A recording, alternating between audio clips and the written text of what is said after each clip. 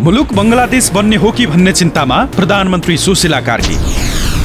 प्रधानमन्त्री सुशीला कार्कीले नेपाल बंगलादेश बन्ने हो कि भन्ने चिन्ता व्यक्त गर्नु भएको छ। बाह्रखरी कथा लेखन प्रतियोगिता 2082 को विजेता घोषणा कार्यक्रममा बोल्दै प्रधानमन्त्री कार्कीले दल र जेनजीहरूको बीचमा सरकार परेको भन्दै वर्तमान अन्तरिम सरकार अचानो जस्तो भएको बताउनु भएको छ। हामी त अचानो जस्तो पो भएछौँ।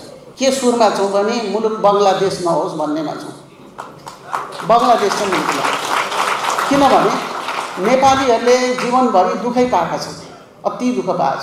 नेपालीहरूको विकास भएको छैन। प्रधानमन्त्री कार्कीले 30 जना जेनजीहरूमा एउटा यो गर भन्ने अर्कोले अर्को गर भन्ने गरेको भन्दै कतै मुलुक बंगलादेश बन्ने हो कि भन्ने चिन्ता व्यक्त गर्दै उहाँले भन्नुभयो, हामी त अहिले अचानो जस्तो पो भएका छौँ। 25वटा 30वटा जेनजीहरू हुनुहुन्छ अनि अब एउटा जेनजीले भन्नुहुन्छ यति काम गर भनेर अर्को जेनजीले यति गर भन्छ, अर्को जेनजीले यति गर भन्छ। अब यो त के हो? यस्तै राजनीतिक दलहरूले पनि अहिले छाड भोलि छाड भनेर गाली गर्छन्। जेनजीले पनि आजै छाड भोलि छाड वा पर्सि छाड भन्छन्। छाडौँ भने के छाडौँ? फेरि छाडेको भोलिपल्ट थुक्क पालो त दिएको थियो नि तिमीहरूलाई पनि। औकात त छाडेर हिँड्ने न रहेछ, के गरेर हिँड्यौ भन्ने होलान्। पेन्डुलम जस्तो भयौँ तर धैर्य भएर काम गरिरहेका छौँ, प्रधानमन्त्री कार्कीले भन्नुभएको छ। पोलिटिकल पार्टीले पनि गाली गर्छ, भरमारले गाली गर्छ। अहिले छोड भोलि छोड भन्छ। जेनजीले पनि आजै छोड भोलि छोड पर्सि छोड भन्छ। अब छोडौँ भने के छोडौँ?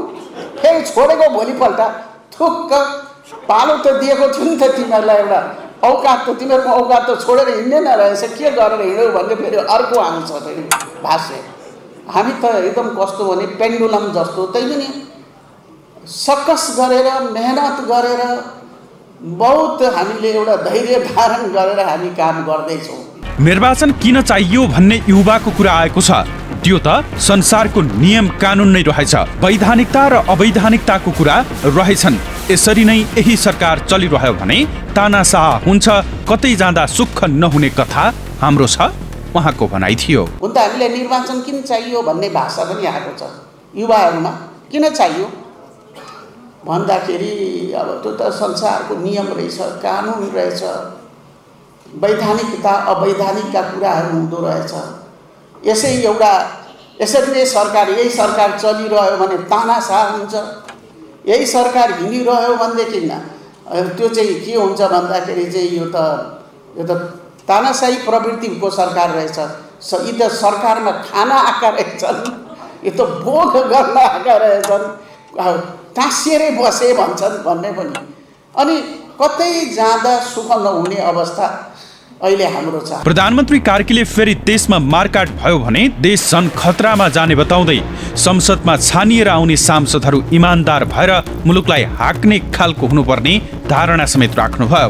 त यो परिस्थितिमा फेरि पनि यहाँ यस्तै किसिमको चाहिँ माराकाट भयो भनेदेखि त फेरि त के होला? त्यस कारण चाहिँ त्यो बङ्गलादेश चाहिँ नबनोस् भन्ने मलाई लागेको।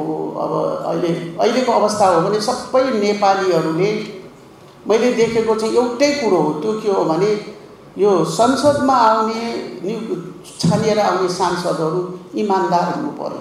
मुलुकलाई माया गर्ने युवा शक्ति देशको नेतृत्वमा आउनुपर्ने प्रधानमन्त्री कार्कीको भनाइ छ।